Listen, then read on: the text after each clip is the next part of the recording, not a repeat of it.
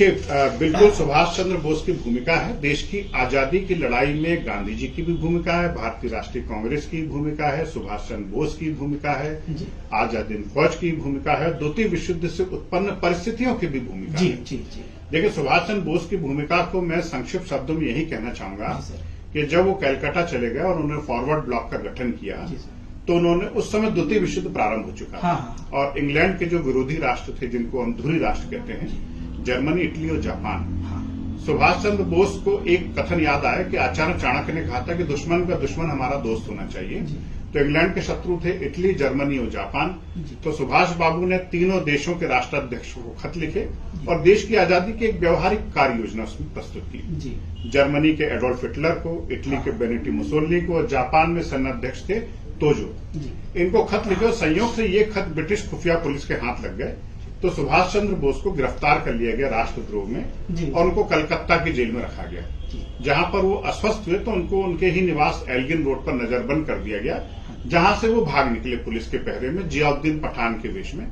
काबुल पहुंचे। काबुल में British police ने जब उनकी घेराबंदी की तो वहां पर उन्होंने ऑरलैंडो मैसोट्टा के नाम से एक जाली पासपोर्ट बनवाया और बर्लिन पहुंच गए।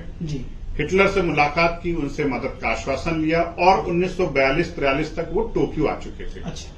और 1943 जब वो टोक्यो पहुंचे तो टोक्यो में आजाद हिंद फौज सुभाष बाबू का इंतजार कर रही थी। कई विद्यार्थियों को ये डाउट है कि आजाद हिंद फौज के संस्थापक सुभाष चंद्र बोस थे। ऐसा बिल्कुल भी नहीं है। आजाद हिंद फौज की स्थापना सिंगापुर की जेल में ब्रिटिश युद्धबंदी, ब्रिटिश प्रिजनर ऑफ वॉर, जिनको जापान ने गिरफ्तार करके सिंगापुर की जेल में रखा था, उनमें एक थे कैप्टन मोहन सिंह। कैप्टन मोहन सिंह और रासबिहारी बोस ने सिंगापुर की जेल में आजाद हिंद फौज का गठन किया था।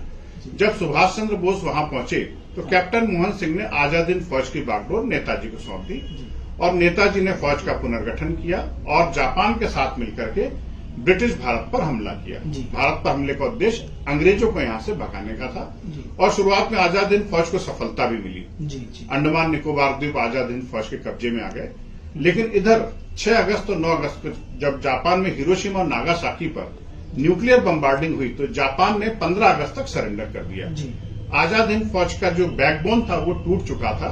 जापान की पराजय ने आजाद हिंद फौज की कमर तोड़ के रख दी और आजाद हिंद फौज भी हार गई और आजाद हिंद फौज के हजारों सिपाहियों और अफसरों को ब्रिटिश सेना ने गिरफ्तार करके उनके ऊपर राष्ट्रद्रोह का मुकदमा चलाया, जिसे इतिहास में रेड कोट ट्रायल के नाम से जाना जाता है।